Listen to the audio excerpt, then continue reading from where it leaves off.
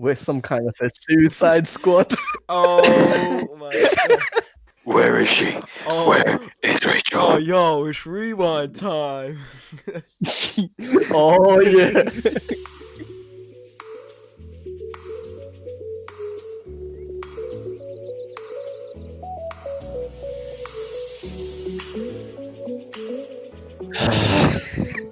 And welcome back to this week's podcast. You are joined by myself, Abs, aka I'm Batman, with Adam, who's the Joker, Rachel! and Pranav, who's basically Pranav. What was that? I'm not sure. I think Pranav was breathing really heavily into the mic. Do you know where Rachel is? Where's Rachel? Right.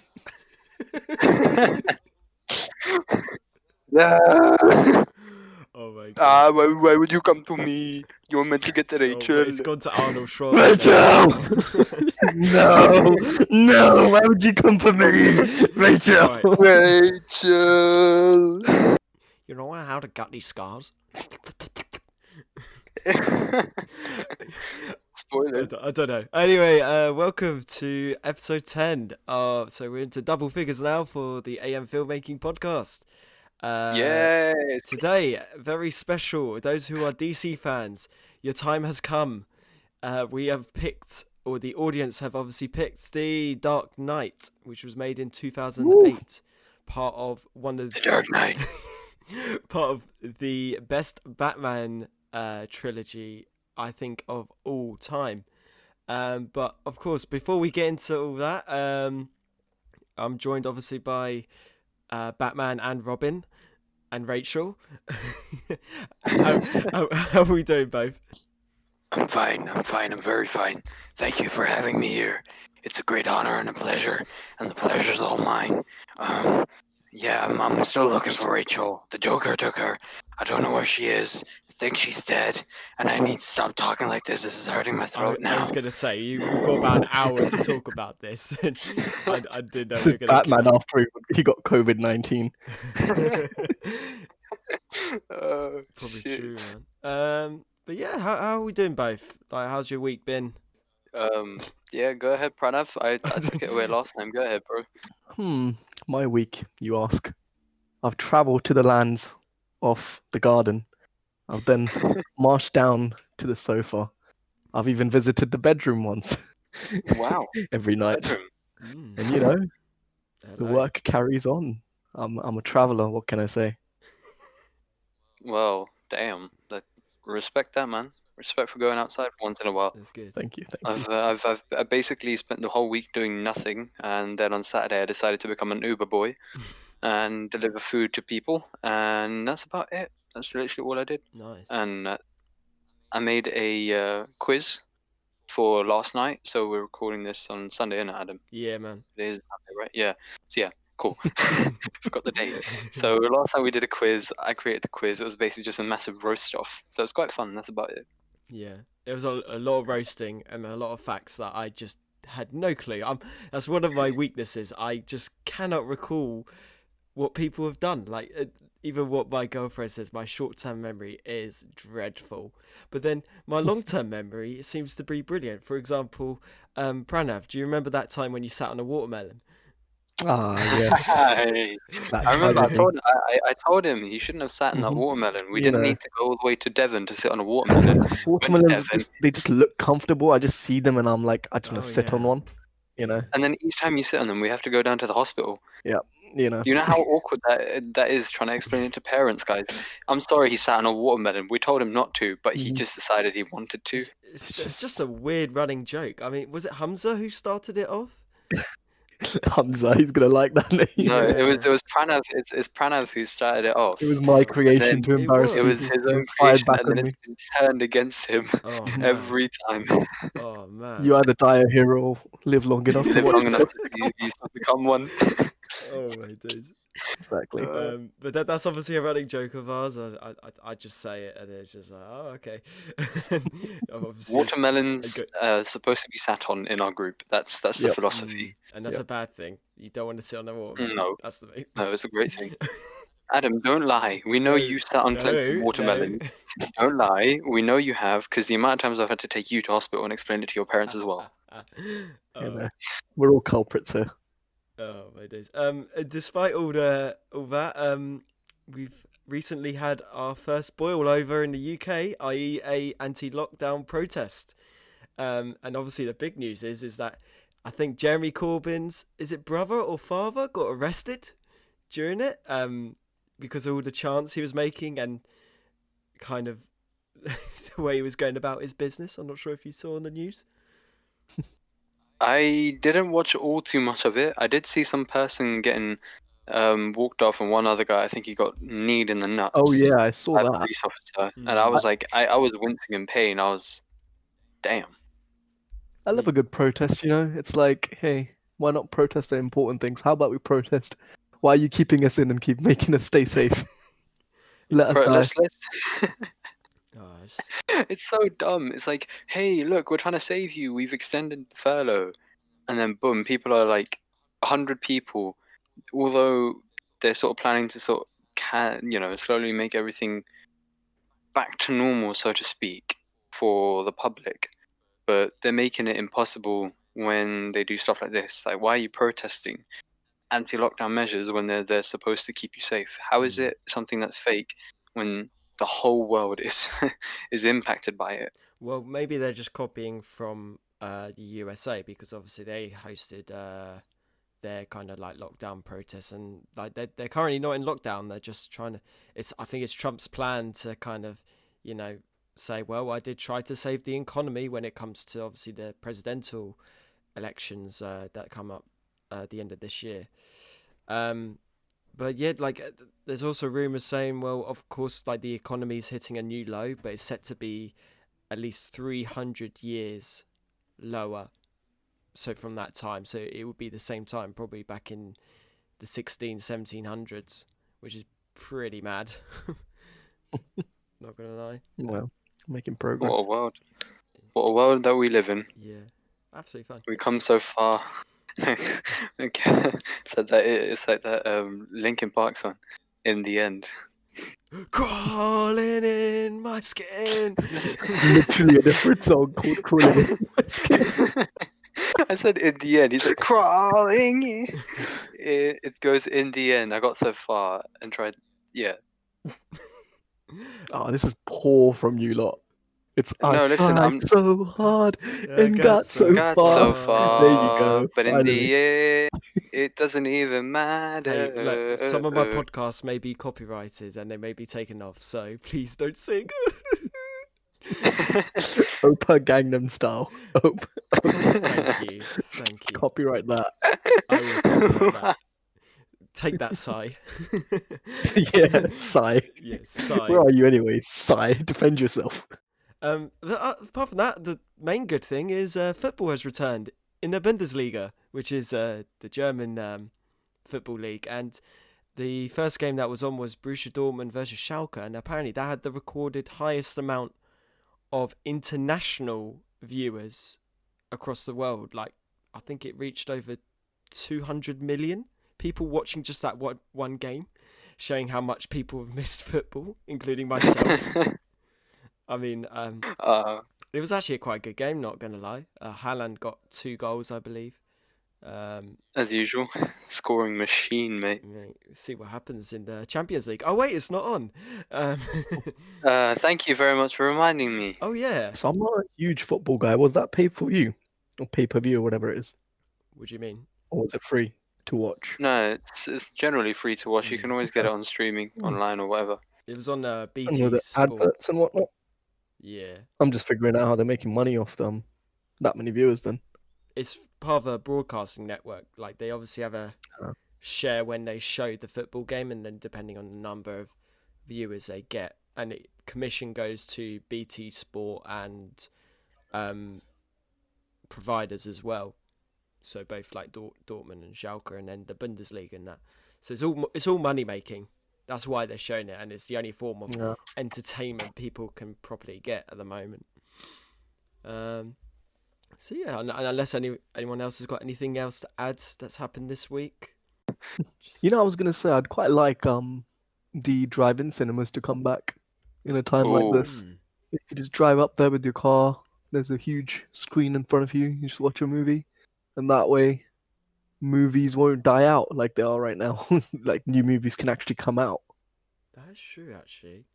You could literally just do an online payment, online ticket book or whatever. Exactly. Allocate your slot with your mates or whatever, a book, a car per person or whatever, Mm-hmm.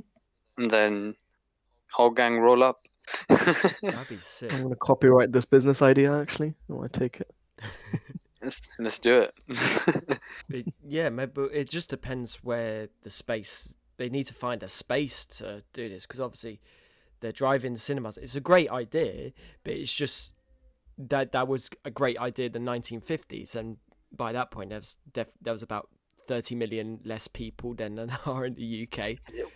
So it's just finding the space out. But I think I would give it the green light if they were going to bring movies back and all that. Mm-hmm. I think we'll get straight. We'll go into the film then. So today, of course, it is The Dark Knight. So it's the second one of the Batman trilogy. The biography is when the menace known as the Joker wreaks havoc and chaos on the people of Gotham, Batman must accept one of the greatest psychological and physical tests of his ability to fight injustice. Of course, it is directed by the famous Christopher Nolan, one of my favourite directors of all time, and I'm sure he's going to be turning up on this podcast many times, or not even many times, multiple times. It was also written by, I believe, his brother, and Jonathan, wasn't it? Jonathan Nolan, yes, and Christopher obviously did the screenplay as well. Very famous actors and actresses, including Christian Bale playing Bruce Wayne, Heath Ledger, rest in peace. Honestly, this is by far not only his best performance, but the best performance as the Joker, in my opinion. We'll definitely get around to that. Aaron Eckhart. Is it Eckhart? Eckhart. I think Eckhart, yeah. Yeah, he played... Eckhart. Yeah. Eckhart. I don't want to take it to make out his name, but he plays Harvey Dent, and then Michael Caine, Alfred, and so many more. Oh, including Morgan Freeman, of course. Let's not forget Morgan Freeman playing Lucius Fox. Mate, he's like down this, and even Cillian Murphy makes another guest appearance. Says Tommy Shelby makes an appearance in this film by order of the Peaky fucking Blinders. Did you mention Gary Oldman as well? No, I didn't. Oh, of course, he plays Gordon, doesn't he? Commissioner Gordon. Oh, he was a great actor in this as well. Yes, so many other famous, including Hans Zimmer composed. Yes, another masterpiece. Gotta love Hans Zimmer. So many great people. But before we won't give any spoilers just yet. I'll bring it over to you two. Do you think not only is this the best Batman movie of all time, but is this possibly the best DC superhero movie ever? What do you think? Does the Joker, the newest one that came out, count as a superhero movie or a supervillain movie? Or just an origin movie? It's not really super though, because it's more of a drama thriller. And yeah, it's more supervillain. It's See, if that counted in this, I would have said that would have beaten this being the best superhero comic, like let's say comic movie, based on that. But yeah, Batman wise, I'd say the best Batman movie. For me, this is obviously I've not seen the Joker yet, as we mentioned in the last one. I still haven't watched it just because I've been busy playing Destiny 2. Such a disappointment. Listen, yeah, you're just crying because you're not even high enough level as me anymore. This movie, barring that I've not seen the Joker, is the best, in my eyes, the best hands down DC movie that has been created in my eyes. Because, well, I won't say much more than that. I agree. I think it is one of the best DC movies that they've come out with. It's raw, it's gritty, and I even did a review on this movie back in, I think it was like year 10, and I did it on paper. I had like, it was like a mini essay, maybe like, and I'd handwritten all of this and like 15 pages worth of stuff, Wow. I think. So I've Sorry. reviewed this movie before. I'd be interested to see what you reviewed it back then and what you review it now. The thing is, I don't have the work because obviously I had to give that in to my year 10 teacher, and then they didn't give that back. Where is she? Where's my Where is homework? my DC? Where is my homework? I want my homework. I'm starting the noise again. I'm sorry. That's the trigger for the podcast. If we're trying to find something, we just go, where is she? Where is she? Where is she? Why do you want to kill me? Oh, that's amazing. Do you think also, like, I'm quite interested then, like, do you think writing that essay, did that really get you into like films in general, or were you kind of a big fan that even then, when I'm guessing it's media studies you were studying? No, this is actually years ago. This is before that. Oh, So shit. this is back in year 10. So in year 10, I did like a near 1500 page, not 1500, a 15-page review of this movie, and it was part of reviewing the movie in general because it was so critically acclaimed 5 years before I did it. So when I did it, I just love movies. So for me, doing this, I don't see it as a pain. I just enjoy it. Like I genuinely look forward to the end of the week. I go, oh shit, I get to watch the movie. I get to hop on the, I get to hop on the podcast. Pranav, how about shut up? I don't care. I don't be cute. I just want to do it. I just turned into like Hulk. You're being a really bad friend. I just imagined Abs's face when doing it, like looking like Gollum. I don't know. Oh no, here we go. Wrong movie. Oh, wrong movie. Okay, sorry. Right. You stole it from me. Oh my days. But okay, right, back on track. I must agree. In terms of DC superhero movies, yes, this is my all-time favorite. But if DC movies as a whole, I must say I couldn't pick a favorite between Joker and The Dark Knight because they're both Really? Yeah, because they're both like they both have equal great aspects in its own different way. Yeah, I'd say they're both Joker movies. This one doesn't even feel like a Batman movie. It's really just another Joker movie Really? for me. Yeah, I'm gonna go back to we'll come back to this later on, obviously. But even in this one, it feels like the emphasis is on the characters around him and their stories, and how much like their stories are better told than Batman, who's just going around growling and moaning. And That's doing his because he own already shit. had his like Batman Begins origin. Exactly. So that was the origin movie. So that's why this movie is more centered around. I think I agree with that. The Joker has been the key piece in this film to make it as successful as it was, and not to mention the casting. Well, we're just gonna get. Yeah, I'll come to that later. Well, let's get into it. So let's put the sirens in. It's the spoiler alert time, so you have been warned.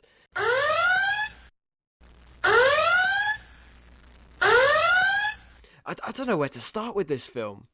There's just The beginning. We can't say the beginning, but there's just so much.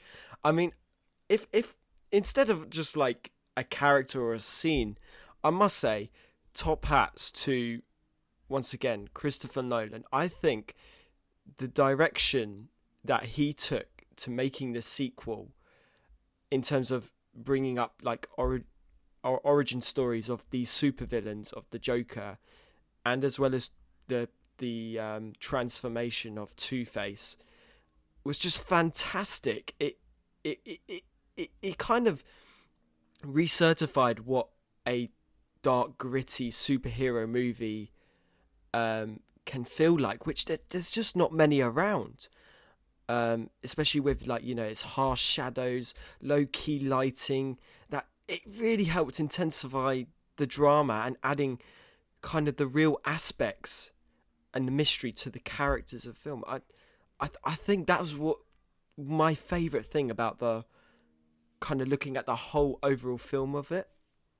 And this was DC's competition against the Sony's Spider-Man at the time, which box office at 821 million, and this one did 1 billion. So they obviously blew that one out of the waters. At the time, when Christopher Nolan at this time, he wasn't actually that known or well known. This was kind of his like breakthrough film to then help him go, yeah, like I'm one of the most modern directors out here. Follow my work, innit? And he's gone on to do so many great other movies. I don't know if Abs, did you have anything to add? The best way you can describe this film is a dramatic hero film, or a dramatically portrayed heroic film, because it, like you said, it's raw, it's gritty. It doesn't have sort of flashing lights, and obviously Marvel that we know now, it's got all this, nice, all this amazing CGI, all this amazing sort of brightness, whereas The Dark Knight, it takes a more realistic approach to it, and it sort of cuts that, you could say, that wow factor of massive CGI and puts it into bare reality. Because everything you see, majority of it, I mean, I didn't see that much CGI in this film, because I was, there's a scene that'll come to a bit later, which I'm still trying to find out whether it was real or whether it was CGI. It has its feet on the ground, basically. It's not just all flying around doing all the crazy stuff. It's planted. It's definitely planted, 100%.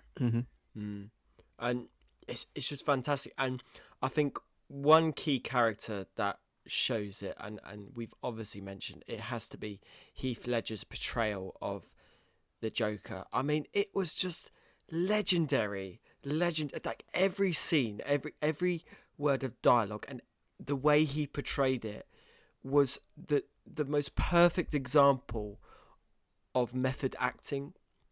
And for those who don't know what method acting is, it is probably one of the most intense, horrible things you could possibly do as an actor, because you actually have to live like the actor.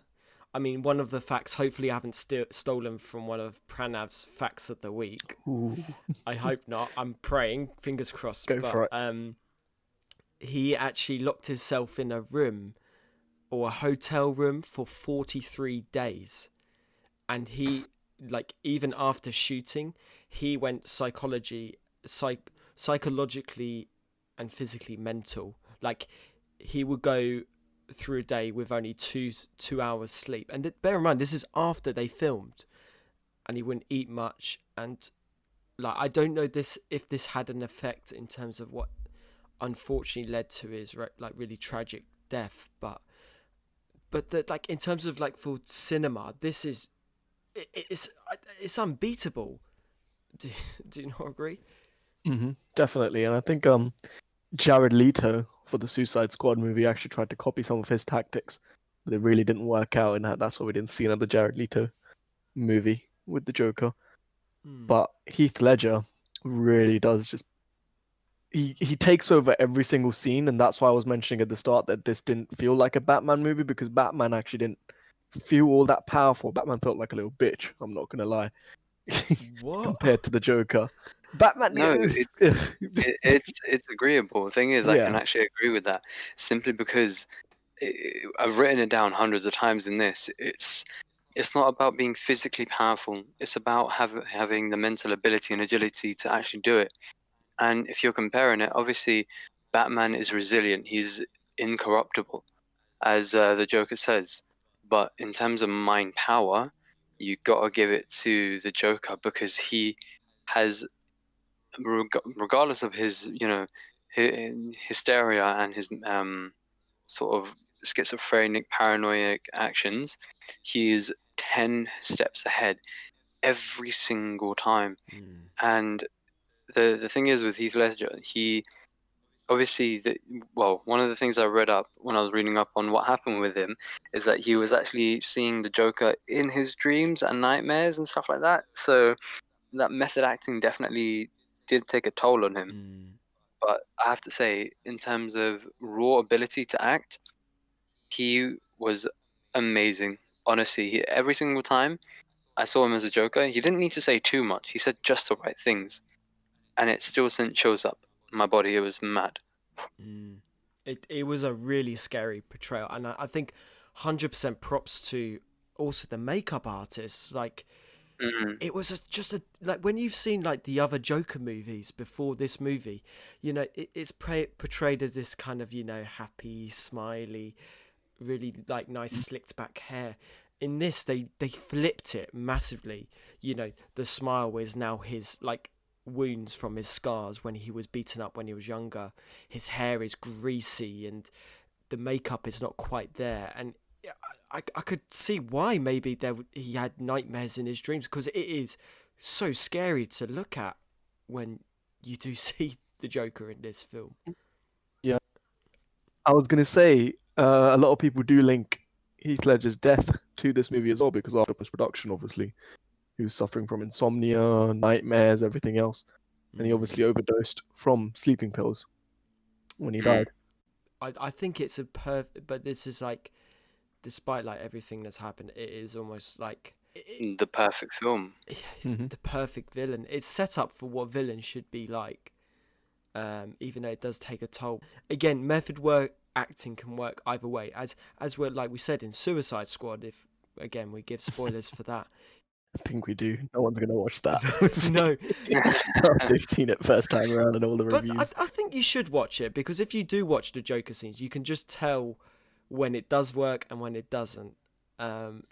You're telling me we're some sort of a Suicide Squad? I just spoiled the entire movie for me. I'm sorry. I don't want to hear it anymore. Shut up. I don't want to hear it. That's what Suicide Squad was, just Will Smith going, so you're telling me we're some kind of a motherfucking Suicide Squad? Oh no, you know what? The thing is, like, I heard, in terms of just going off topic for a second, apparently with that movie, Jared Leto was fully sending people dead mice. Yep. So he sent That's Margot what I was just Robbie about to mention. dead mice. What the Legit, fuck? like, I mean, there's method acting, then there's what Jared Leto did. I liked his take on the Joker. I would say the different style of like a gangster Joker. No, it was a lot more different, like a mob, like leader Joker. But he tried this whole method acting thing, and it just did not work, and that's why he was moaning about not being the Joker in the new Joker movie and not having like his own. Like, he's not even in the Birds of Prey movie. I haven't seen that, actually. Spoilers. Well, it's all over the news that he's not in it. You don't need to watch the movie to know that. Fair enough. But yeah, maybe like it. I could see why, but like maybe it was just a case of, I don't know. Maybe he should have toned down the role, because going around? What did he go around cruise selling dead mice? Like that's just a bit fucked up. Like, you wouldn't actually portray that in a way. It's just beyond me. Another like really underlying plot that I just love seeing over and over again is the rise and fall of Harvey Dent. And I think that's again another brilliant villain or origin story. Building up to that, like the building pressure of him. He's going to become the savior of Gotham. He's going to become the White Knight, in quote marks, to then eventually fall, have everything taken away from him. It's a bit like Anakin from Star Wars. He was the chosen one. You said to destroy the Sith, not join them. You underestimate my power. And then the eventual rebirth of Two-Face, and again the makeup just that makeup brilliant. is very well done. Like that. Mate, that was amazing.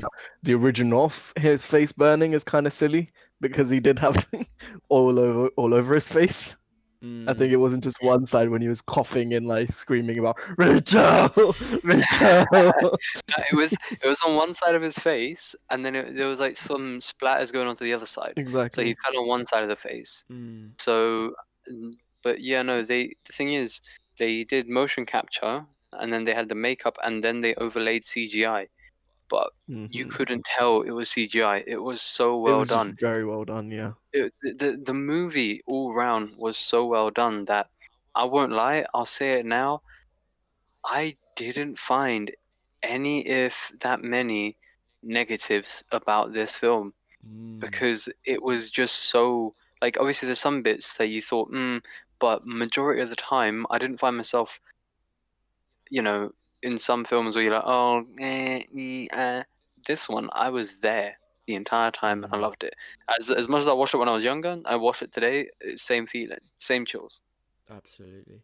And it's like I said, it's one of those films you really, as soon as you're concentrating, you're hooked. Like, you cannot take your eyes off it because you're anticipating what's going to be next. I still shit my pants when, was it that scene where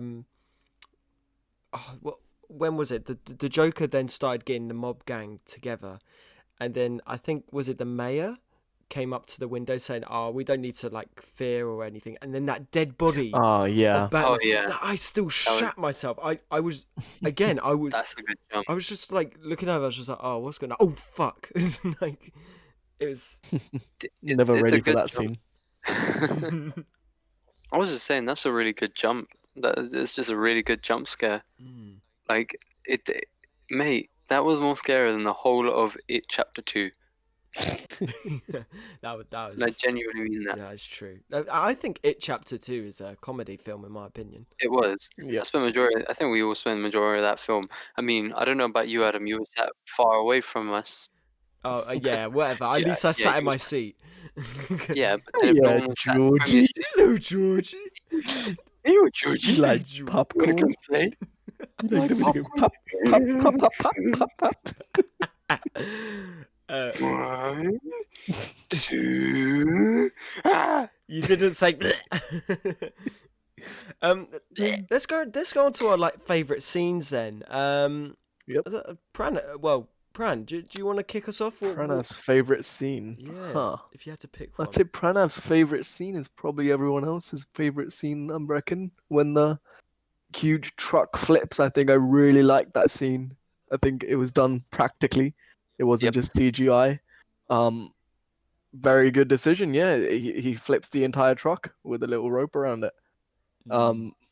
And it's done very well. you get to without the CGI then them actually doing it, you get to feel that scene, like the physical sense of it, instead of just watching it and see, like, sometimes in Marvel movies, for once I will actually give DC fans, sometimes in Marvel movies you see the CGI and it's a lot of like battling going on and you don't feel the action. Like, for example, I was watching Civil War the other day and there's a lot of CGI in that, in the battle, and you kind of forget what's going on. Like, cars are flying all over the place, people are flying all over the place. In this one, because the truck is right there in front of you, it's more in the sense, and it flips and it crashes. It does all of that. It's done a lot better. I think there's more quality in this. Like, there's not. It's like you said, in these Marvel films that you will see. Like, I think Endgame is a good example, because I think Endgame for me wasn't really my favorite Avengers film in the Marvel bit, even though it's just the end fight. What, Georgie? I mean, the end fight is just an example because they just overdo it. Like, you just know that final battle is coming. But with the Dark Knight, they just pace it so well. Like, everything increases into like we said. For the Look, mate, I'm only giving DC fans the truck scene, not the entire Endgame. Right? I'll agree with you on bits. You know what? Look, the one thing I can give to DC is the one time that they have done. Well, this movie, I don't think they have a massive brawl-out fight like a majority of Marvel films do. So in this one, it's not like your hero goes through everyone one by one, destroying them like a Daredevil scene from the TV series. In this one, he does it very smart. He does it very slowly. He doesn't rush into it or anything like that. You just see Batman for who Batman is. He's not someone who takes on everyone all at once. And again, he's never overpowered because he knows exactly what's going on and he has help. Whereas sometimes you see, I'm not going to lie, Captain America super, when he first got souped up or whatever, he goes through the whole bunker by himself, and I'm like, I mean, I feel like I'm watching a video game happen in front of me. But don't get me wrong, I love that. I love that. But I still love the reality of it. Because there's so many favorite scenes I can talk about. But the one thing I wanted to talk about was, again, the reality. The first thing I noticed was Batman is heavy. All his gear that he's wearing is heavy as shit. One of the favorite scenes, I'll come back to all my favorite scenes, but one of the favorite scenes is him jumping from the top of the car lot on top of the car, from the top of the thing and all the way down, and you just see him land with his cape, arms down on his side, no pain, no wincing, just fucking full on badass shit. You know what? I watch Cinema Wins and Cinema Sins. Cinema Wins always says good ass bad guy. That's all I can say. I'm not When gonna you say. mention his heavy suit in the first movie, I think even in this scene when he's speaking to Lucius Fox or Morgan Freeman, they mention Yeah. about him being able to turn his head. In the first movie, because of that mask, he couldn't actually turn his neck. You have to like turn your whole torso as the Batman. That's why in this one he got the lighter suit, and that's why they made the little joke about you can actually turn your neck in this suit. And I thought they kind of minimized the amount of gizmos they gave to Batman. I felt Batman was very kind of like restricted to what he had or what he could do. Yeah, You know, I guess I can agree with that as well. They didn't exactly put him up with all the gadgets and gizmos. He's not exactly James Bond. So they again, it's all about humanizing the situation and trying to, again, Christopher Nolan didn't go over the top or anything like that. He stayed within relative limits to how far he would push what we would see, and I think that worked out really well. And again, it's just his ability to, encapsulate whatever he sees in his mind's eye. Thank you very much, Henry Cartier-Bresson, for teaching me that. Good quote. Love that quote. But what were you saying, Pran? You were gonna. I was saying I don't very much like Batman in this movie. That's going to be a controversial opinion here.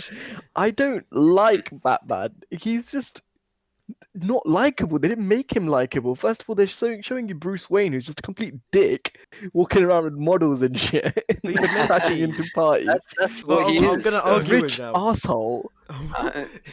And when they show you Batman, he's just walking around moaning and just making noise. I can't believe you've done this. So I don't know. He looks cool in the action scenes and whatnot, but like Batman as a character in the movie, he just doesn't. He doesn't feel powerful. He doesn't feel like likable for me. I end up liking Joker more than Batman, or just anyone else around him more than Batman. The thing is, and that's how it kind of is, because Batman, the way he's grown up, he's made it so people don't like him. He makes more logical decisions than emotional decisions. He's so emo. That's Batman. The thing is, over the 3 films, you feel like everyone in Gotham at this point, if you're taking it on that look, no one likes Batman because he's Batman, and Batman frankly couldn't care because he's doing what he has to do. And that's the thing, Christian Bale played Batman to the fucking T. He played him as a millionaire billionaire playboy with Lamborghinis and hot models and everything, and then he played the superhero who's not too controversial again, Abs. Go ahead. Controversial again. Go on, Tony Stark is a rich asshole, but he is very likable in everything, in every single movie. Yeah, he but is the most likable one. No, but I don't know. It's like not really. People were split between Civil War, though. That's the thing. Don't get me wrong. I love Tony, but Tony's a likable character. The thing is, Tony's meant to be a likable character. Batman, even in Justice League, he's meant to be like the anti-hero. In Batman vs Superman, he's the anti-hero. He's never been your classic hero, and I think that's why Batman stands out, and that's why I think Bale's portrayal of Batman was so on point that it encapsulates what Batman is. He is the anti-hero, epitome of it. But he did not stand out for me. Sorry, Adam. Go on. But he is again. He's a villain as well himself, because, like you said, Abs, Gotham hates him. He's lost his he lost his mother and father at such a young age. You know, he's gone through all this, and you know, and this is kind of the setup for obviously the last film, to when he makes that decision. Is he he's not the hero that Gotham needs at this moment in time, because of all this power and wealth he's all got. Yeah, But that's why I love about Bruce Wayne, because it's just, you know, the problem is with the Justice League ones, they just threw in comedy for no reason. For this, they didn't force it. You know, like, the reason why we like Bruce Wayne in this is, you know, he would just walk up to someone, just punch someone. He knows how to take down a gun or whatever. But in the Justice League one, he'll say a stupid, funny comment. It's like, oh, that wasn't meant to happen. Instead, this Bruce Wayne would physically do it. He would physically make comedy, but then majority of the time, he will play this serious arsehole. And again, yes, you are meant to, in a weird way, you're meant to favour the Joker to Batman, even though the Joker is this menacing, evil psychopath who just wants chaos for everyone. And that's why he's just like that, you know. And I can see where you're coming from, Pran, but I just think... No, I get your points. I just tend to like the hero or whatever anti-hero to be the main character of their own movie. In this one, he just... Maybe Heath Ledger's just such a good actor, or just everyone around him are just such great actors that they look so much better. Like, this isn't like me comparing Captain Marvel or anything, because that was just shit acting and everything else. You can't even compare that film exactly to this one. But the thing is, there's no comparison. This one is different. It's like I would have liked, even though it's like everything about Batman in this, I would have liked more Batmaniness in this. But that's it was just him driving around doing stuff. That's the whole point. You know, that's the whole point of this film. He's not. It's like we're Gotham City citizens. It's like he's not the hero we want, but he's the hero we need, and that's exactly it. They want more from him, but they won't get it because this is what we He's a little have. bitch. That's why. He's just he's an asshole. Yes. He's still a badass though. Yeah. He's still a badass. Like in that first opening scene, he decides to bend the thing of a gun, pure, you know, just pure strength with like wrist power, and that's it. Just bends the freaking barrel of the gun like, I'm not wearing hockey pads. I love that, but I see where you're coming from, but then that shows how much of a great movie is. Do you know what it reminds me of? It reminds me a little bit like Infinity War, because the main character in Infinity War is the bad guy. It's Thanos. Mm-hmm. So, but then it's not really, because Joker's not really the main character. Like, because everyone as audience members is like, what's Joker's next plot going to be? He drives this movie basically, and Joker is a driving force. Heath Ledger carried this movie on his back. Literally did. Because imagine, would this movie be good without Heath Ledger's Joker? The thing is, this movie wouldn't have been what it is. No. Then Without there's your answer. the characters and the way they were done. The thing is, Batman can't drive his own movie. But the thing is, it's an amazing movie simply because Batman didn't and the Joker did, and the Joker's always there to take the show. At the end of the day, he is who he is, and he's always meant to be the one thing, or one, you know, he's the bane of Batman's life at this point. So they encapsulate that so well in this movie. I'd like to go to like one of my favorite scenes, and it's not necessarily in terms of just characters or anything. It has to be like in terms of things that are not CGI. It has to be the hospital scene. Fantastic! Like, I mean, the set design. Who was that by? Let me just check. Well, set decoration by Peter Lando. They built all that in a couple of months to blow that all.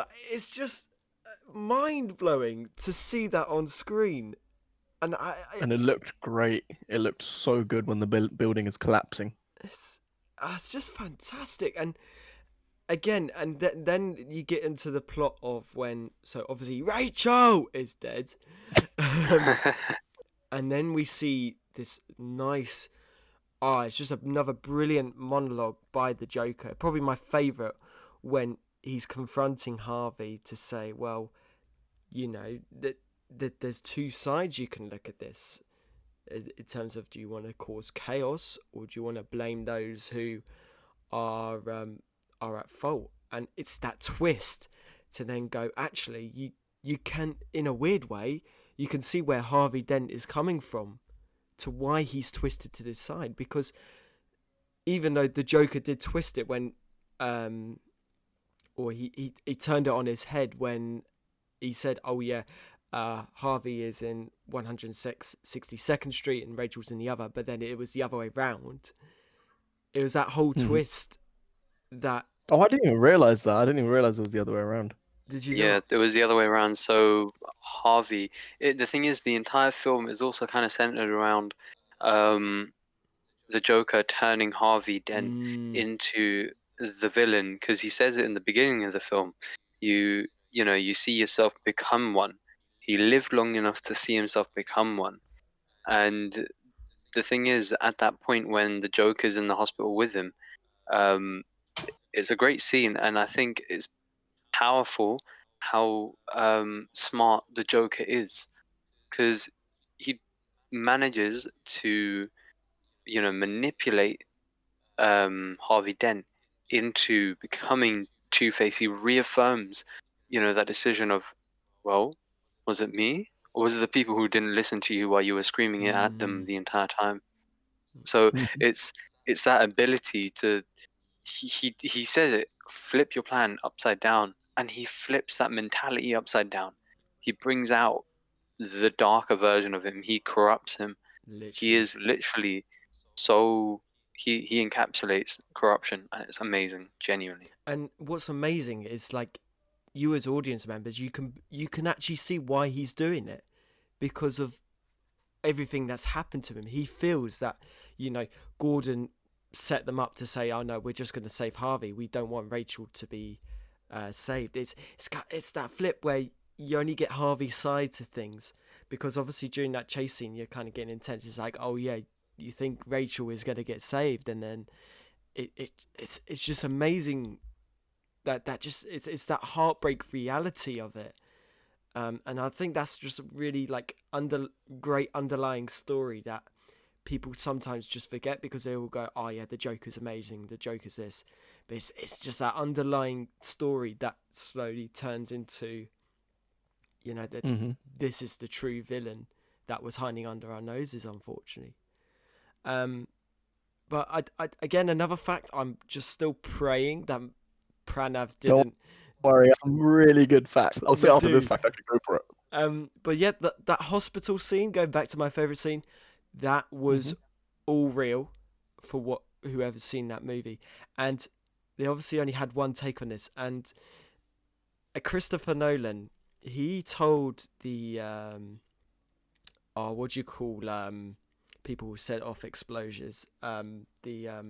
I don't know, the explosion guys. Boom Boom Crew. Oh, you... Do you get what I mean? you mean the dynamite guys, the dynamite dons. Yeah. But there's a name where you I like call them. Boom Boom Crew. It's gonna right, the Boom Boom Crew, but like there is a name for them. Or the Boomers.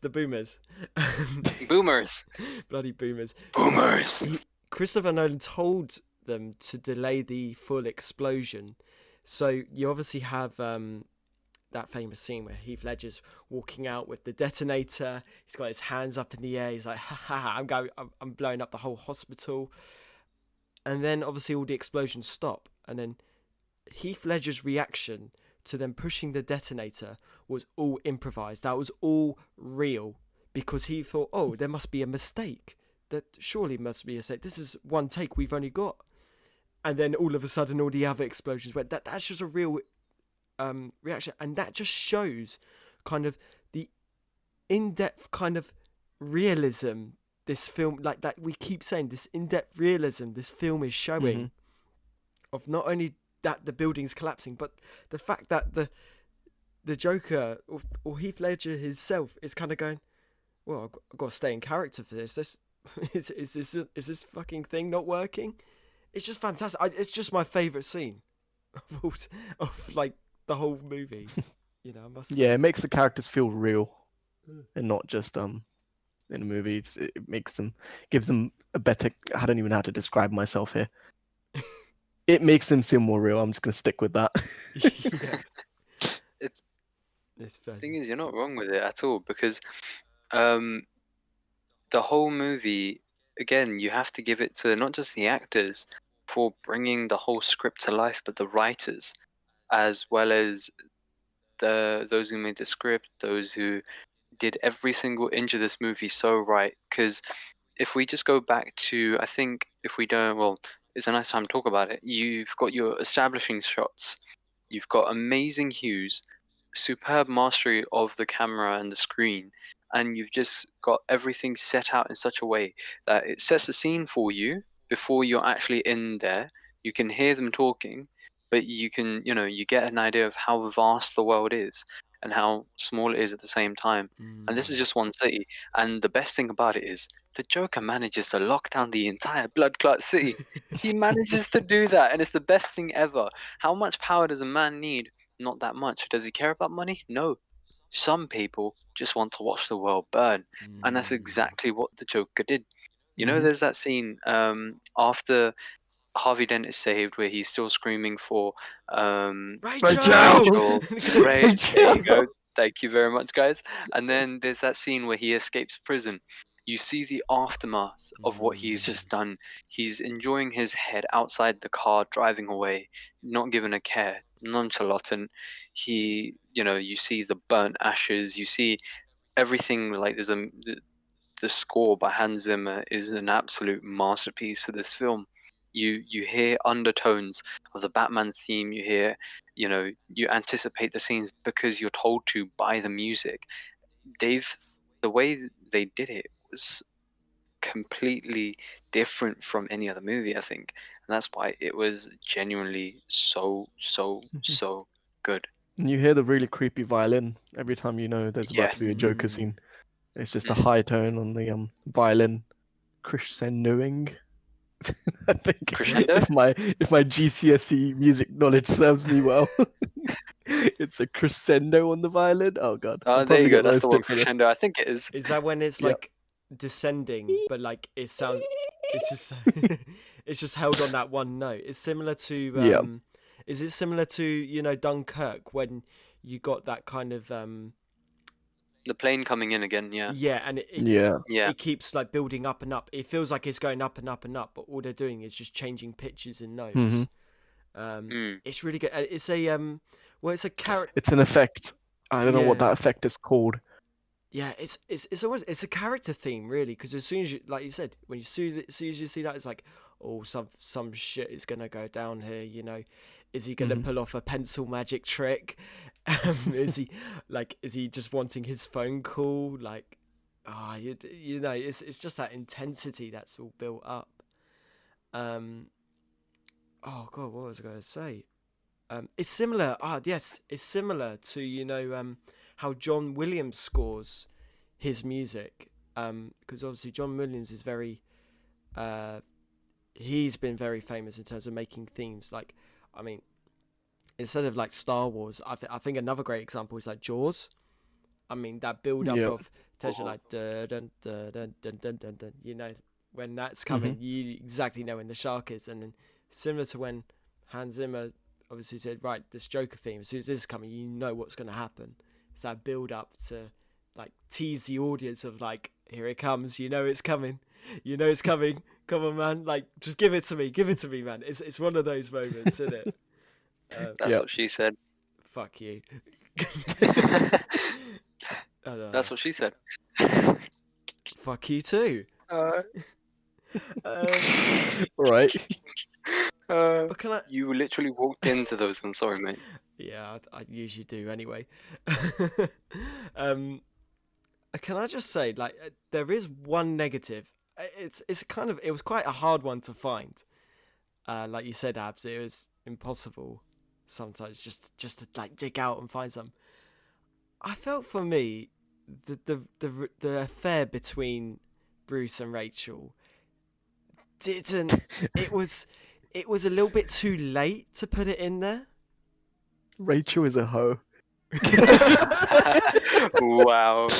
Wow. Can't No, just you know going what? around kissing Bruce, and then literally in the next scene she kisses the other guy. Like, You know make your what? mind up.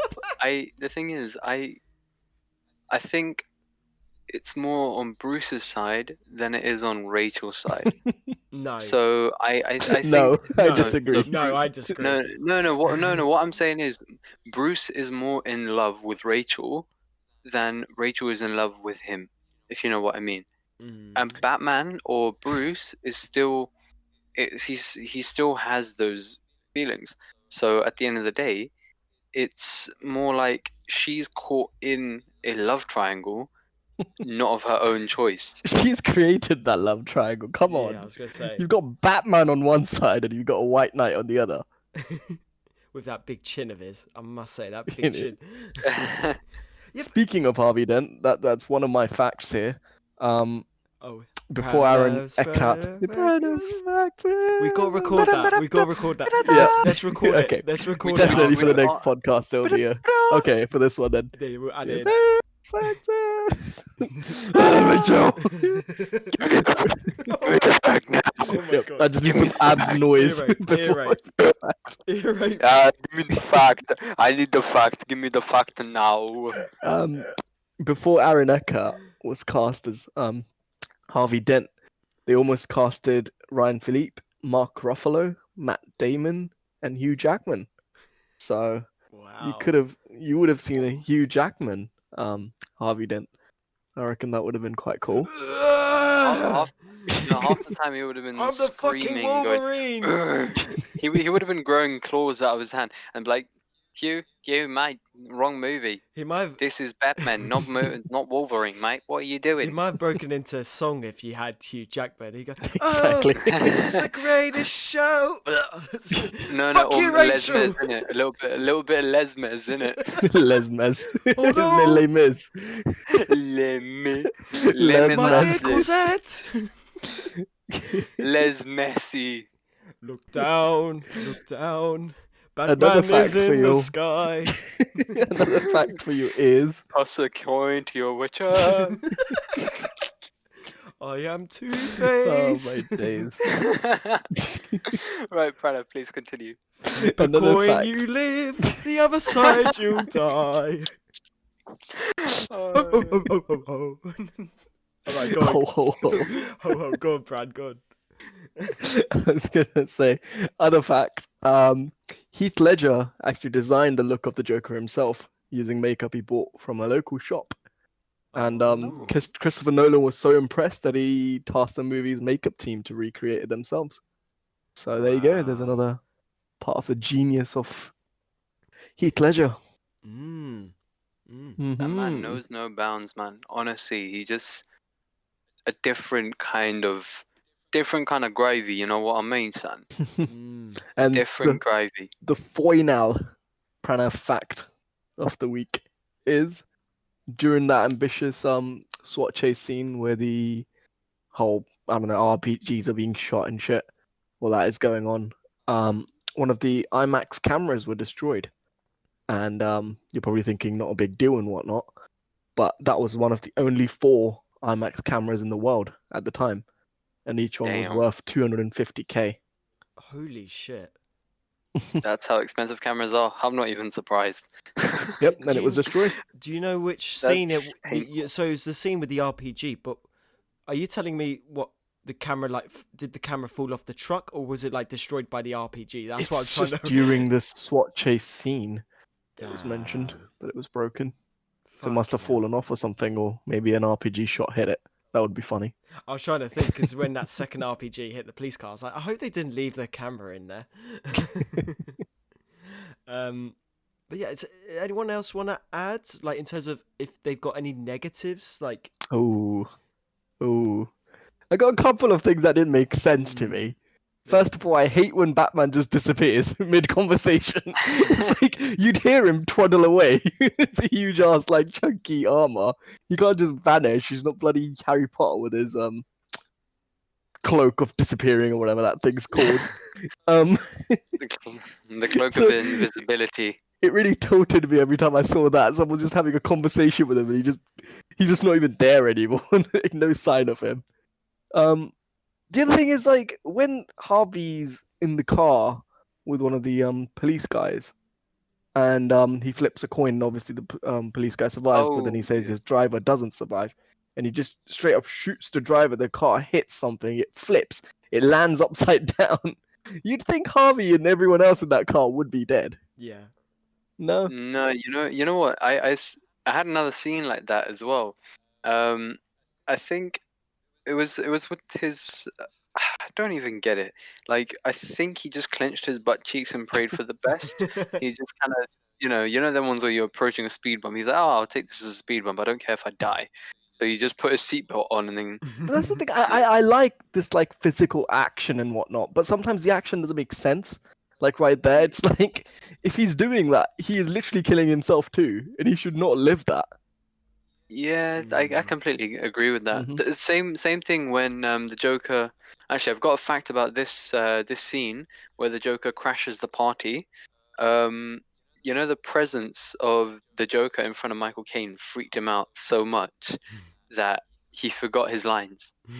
A veteran actor like Michael Caine shat himself and forgot his lines in the presence of Heath Ledger as the Joker. That it's a testament to the presence that he built around himself. And I think that scene where he has to actually, grab Maggie Gyllenhaal by the face. I'm pretty sure she was shitting herself as well, because he was fully like grabbing, like, look at me. It was amazing. But the moment where he drops her outside of the building and then decides to drop her off the side of the building, basically, and Batman survives the fall along with her without them dying. I thought that was things like those. But I can understand Batman being able to take it because of his armor and because he conditioned his body and his mind is over the map. That should hurt more. It should armor. No, the thing is, I know. The thing Tis is but that's gonna be tis but a scratch. It's a flesh wound. It's just a flesh wound. But the thing is, I think comic book fans would say, "Oh, he's got superior dexterity and all that kind of stuff." But in the back of my mind, I'm sat here thinking, mate, your shoulder needs to be fucking destroyed, and so should the right side of your ribs, because a woman just landed on your ribs as well. Like, your arm should be all floppy. It should be a noodle.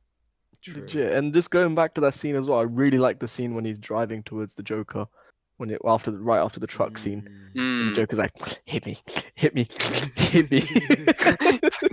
Come on, hit me. It's like, just use your brakes or something if you're not gonna hit him. Don't fucking go and crash into the truck and almost die. Like, what's wrong with you? Does his bike not just doesn't have brakes? I don't know. Literally. But like, I like to say another fact myself. There's so many facts, and again, it's about the Joker. When you're doing that, hit me. Obviously, we could. So actually, that was a Joker character trait, because that of licking his lips, and the fact I got here is the reason why he was doing that, because apparently the prosthetics of the Joker were coming off, so in terms to stop it, like, obviously coming off during when they were filmed, that's why he was licking his lips, because when he felt it, he was like, okay, I'm gonna have a little tick and go no, like that. That's why he'd been licking repeatedly. But Christopher Nolan just went, keep that in there, even though it looks weird. Christopher Nolan was just a fanboy. He was like, everything he does, keep it. Just like, yeah, just let him do it. Oh, he also had a diary. He had a Joker diary just to remind himself who he was. Like, this guy, honestly, there are so many facts. He immersed himself into that, and it was actually mad. And you know what? Christian Bale actually was on those skylines. So those scenes where he's on the skyline, he's actually up there by, with whatever harness or whatnot, stood there growling, going, I'm Batman, on the screen. So whenever you saw that was him. And props to Christian Bale again. There's so many scenes. The interrogation scene was hilarious. I think hilarious. The best thing. yeah, it was hilarious because you just see the Joker's take on it. He's like, never hit the victim in the head. The brain gets all fuzzy. They can't feel the smack next thing. He's like, why would I want to kill you? You complete me. I'm like, damn. Damn. It's so much. Just if you haven't seen this film, you have been living What under the fuck are you doing? have been living under a rock. You've been living in the Stone Age. You have to see this. So I think it's a really good time to conclude. I mean, there is so much. Well, You want to know how I got these scars? oh, for fuck's sake! And the thing is, he varies the story. He varies the story each time, though. That's the thing. Listen, lads. Listen. I'm gonna tell He you tells me a different how story I got these of how he scars. got his scars, and it's a different one each time, and I'm not sure why.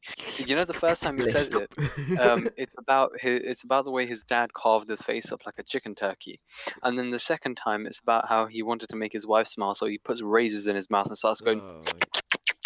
Well, I'm gonna tell you a different story. I went down to the shops, bought myself a spicy pack of Doritos, and I put that shit right in my mouth, and I went. That is how I got these scars. Hannibal Lecter. Calm down, mate. Oh, mate, you know what? If we ever do a TV series, we need to do Hannibal Lecter. What, Silence of the Hannibal's Lambs? TV series. Silence of the Lambs. I need to watch that still. Same here. But let's conclude. Yep. Final ratings and opinions. Who should we start with? I don't want to start. I'll go with Pranav to start. Ooh. Everyone in favor say aye. Aye. Right. Aye. Aye. Yeah. Final ratings. Good movie. Seen it in the past. It is what it is. It stands the test of time, I reckon.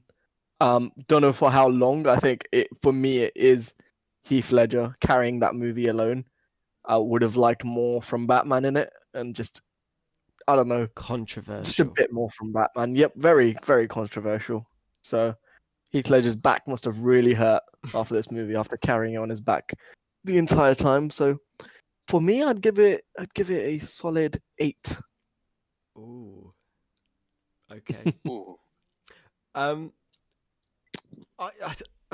just gonna jump straight in there. This is one of my favorite superhero movies of all time. What? What? What?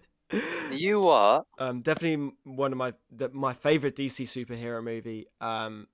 Again, so many great moments, great actors, great direction, great cinematography, great lighting, great story. It's great. It's just great. For me, that you see, do I give it a 10 out of 10? Do I? Is it worthy of a 10 out of 10? I don't know. You have to consider your options here. If this is a 10, this is the problem, because I don't know.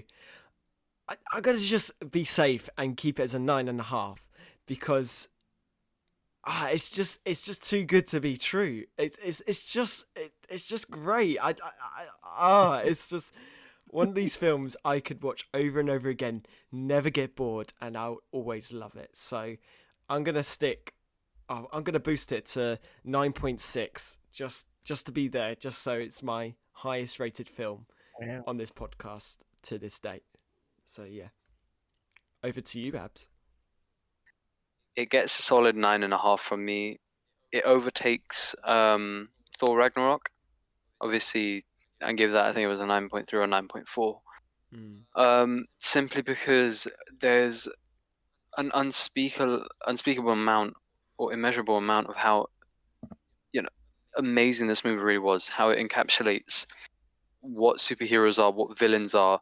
You don't need to have flashy scenes. You don't need to have all the CGI in the world. All you need is a good director, good actors, a script that stands the test of time, and very expensive fucking cameras. I was gonna say, and a lot of money.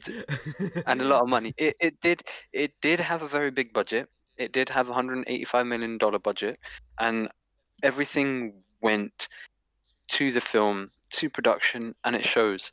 And I think this film is one of a kind. You will not get another Batman film like this. And I don't think DC can top this film ever again. I don't know, because man. it is Suicide Squad was quite good. obviously Wow. which one? Get What? out, man. What? Excuse me. Get out of the podcast right now. Okay, For right. fuck's sake. I'm sorry. It was entire only review, joke. this entire This film. is why we're not Pranav picking. is irrelevant This at is this point. only game. Why you have to be mad? This is why I we're not agree, if picking we other. can. This is not why we're picking other DC films, because Pranav will just rip it to shreds.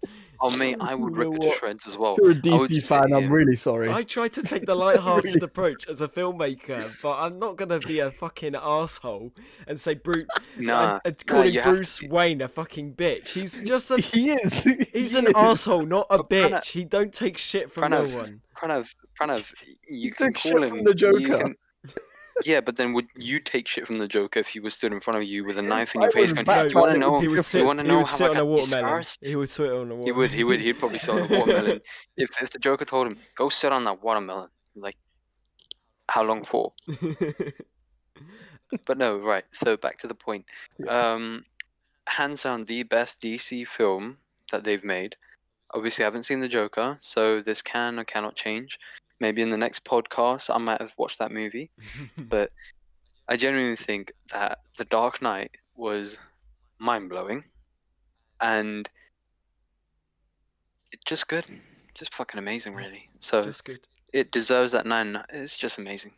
Hold on, Abs. So you're telling me that we're some kind of a Suicide Squad? Oh my god. Where is she? Oh. Where is Rachel? Oh, yo, it's rewind time. Oh yeah. You know, I think I'm some kind of Um, genie. Anyway, all right. So next week, I did have in line, that the next two films was going to be between, Avengers Endgame. No, sorry, Avengers Infinity War or Logan. However, Ooh. since let me just check my calendar really quick. I want to propose this to you two. You're gonna propose to us at Yeah, the same fuck, time? fuck. Do you have 2 rings? Oh mate, Harry Bay God rings. damn. Okay. I'm No gonna. homo. Shall we pick two films, superhero films, not associated with DC or Marvel? So they are standalone superhero movies. Done. What superhero movies are there? The Watchmen That's a good shout. and the Green Hornet. I was. What? I have not heard of any of these. I'm sorry. I was- Kick-Ass and Kick-Ass 2. I was gonna say, or The those Incredibles. Yeah. That's okay. Yeah, that's true. That's true. That's Pixar. But it's not DC or Marvel. Megamind. Uh-huh. Potentially. Oh, Mega Man. Oh, are we doing it like superhero movies, but not necessarily to do with these kind of superhero movies? Yeah. So yeah, So like non-mainstream, So like animation so or whatever. anything not associated with DC and Marvel. So yeah, Kick-Ass I would have on there. Incredibles, Megamind. I don't know. Like it's like maybe we'll decide it like after we recorded this podcast. But we're gonna, for our last week of superhero movies, we're gonna pick one that is not within the DC or Marvel universe. So sorry, DC Okay. fans, you do not get another week, unfortunately, because otherwise you'll have Pranav ripping it, and all of us probably ripping Yeah. it to shreds. So very sorry. Sorry, and try and find a different like genre. Wow. Or different. Just go away. That's so rude. Go away now. I think Well, it's not rude because there are none out there. There's very few that'd be listening to this and are DC fans. oh my days. This guy. Right. So that concludes. Get a load of this guy. That concludes everything for today. Obviously, be sure to check up all our podcasts on Spotify, SoundCloud, and YouTube. Link is down below. Just follow the AM Filmmaking Podcast. We love doing these. We're going to continue on. Obviously, check out for the vote next week, Wednesday. We'll decide what film we're going to review for the next Monday. Once again, thanks to Abs and Pran joining once again. The Instagram and other links will be down below. So Don't forget to like, mention, subscribe. Send me And, deeply hate mail. yeah, Do yes, it. it says His, Slide his into my email inbox. is pranav@dickface.co.uk, and that's where you can get him. I can miss every shot. Anyway, I think that concludes for today. So see you next time. Peace out. Peace. I'm gonna go find Rachel. Rachel! I'm gonna go take a shit. Peace, people. It's been a pleasure.